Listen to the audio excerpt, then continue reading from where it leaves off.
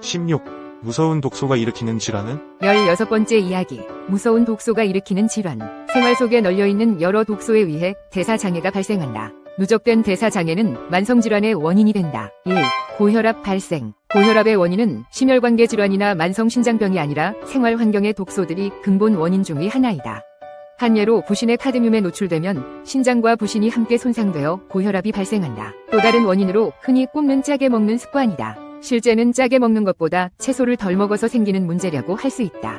영양소도 기랑 관계가 있는데 나트륨과 칼륨의 관계도 그렇다. 체내에 나트륨 과잉이 되면 칼륨이 과잉 나트륨을 배출시켜 체내 미네랄 균형을 유지하는데 칼륨 부족은 고혈압을 유발하게 된다. 2. 만성 피로증후군 발생. 만성 피로증후군이란 아무리 많이 쉬어도 피로가 풀리지 않은 상태가 6개월 이상 지속되어 일상생활에 지장을 초래하는 증상을 말한다. 증후군이란 현대 서양 의학에서 쓰는 병명으로 원인을 알 수 없다는 뜻인데 원인은 감염, 스트레스, 화학 독성 물질 등 여러 원인이 있으나 특히 과로나 영양 결핍으로 인한 시기 스트레스가 가장 큰 원인이라 할 수 있다. 체력이 감당할 용량을 넘어서는 활동이나 영양의 불균형으로 정상적인 대사 활동이 이루어지지 못해 피로 물질인 노폐물이 축적되어 집중력을 약화시키고 나아가 삶의 질을 떨어뜨리게 된다. 만성 피로증후군이 위험할 수 있는 것은 피로 증상뿐만 아니라 수반되는 두통, 수면 장애, 짜증, 어깨 결림, 우울, 근육통, 변비와 설사, 손발저림 등의 여러 증상이 문제가 된다. 만성 피로가 지속되면 교감신경 우위 상태가 되어 혈액순환에 장애가 생기고 소화 기능이 떨어지면서 악순환의 연속으로 빠지게 된다.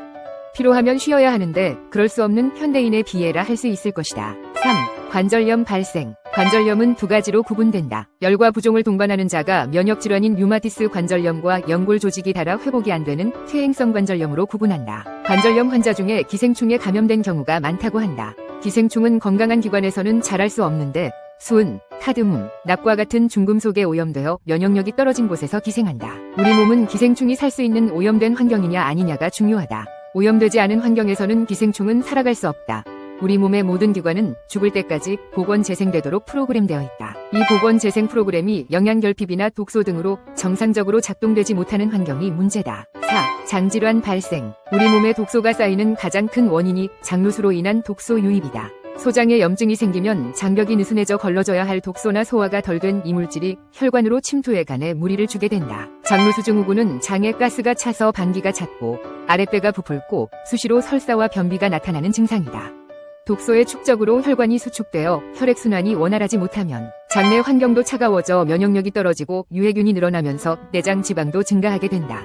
대장에 있어야 할 장내 미생물이 소장으로 올라와 자리를 잡게 되어도 과민성 장증후군이 생긴다. 5. 피부질환 발생. 아토피, 피부염 같은 피부질환이 생겼을 때 연고를 바르는 등 증상이 나타난 환부 치료에만 매달린다.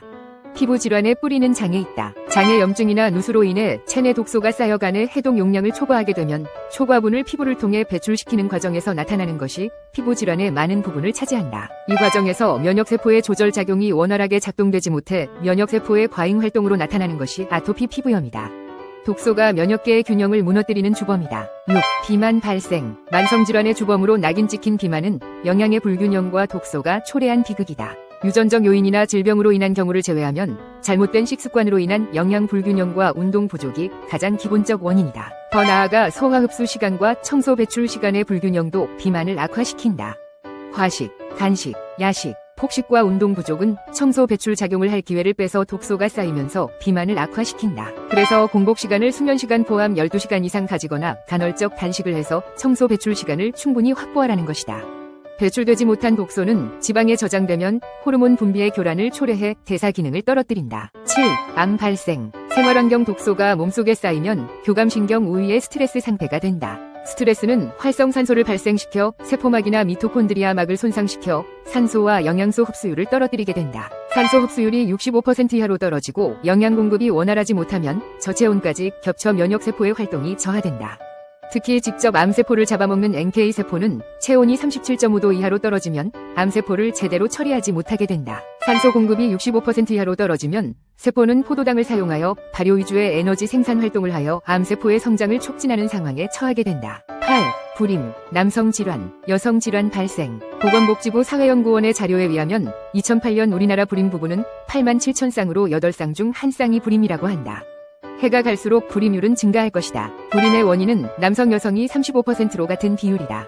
불임의 가장 큰 원인은 영양 불균형에 따른 식이 스트레스, 흡연, 과음, 환경 호르몬, 공해 물질의 증가 등을 원인으로 꼽을 수 있다. 환경 호르몬, 중금속 등의 유해 물질이 체내로 유입되면 호르몬 분비를 교란시켜 배란 이상, 월경 주기를 교란시키고 생리통을 일으키고 자궁 근종 등을 발생시킨다. 산업화 이후 지난 50년 동안 남성의 평균 정자수가 45%나 줄었다고 한다.